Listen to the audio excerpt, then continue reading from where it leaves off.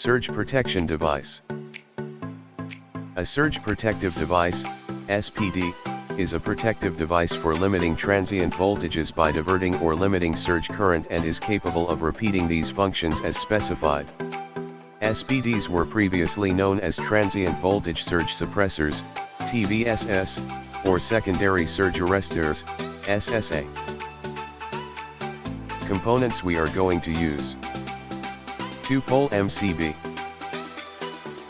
surge protection device, residual current circuit breaker, 1-pole miniature circuit breaker.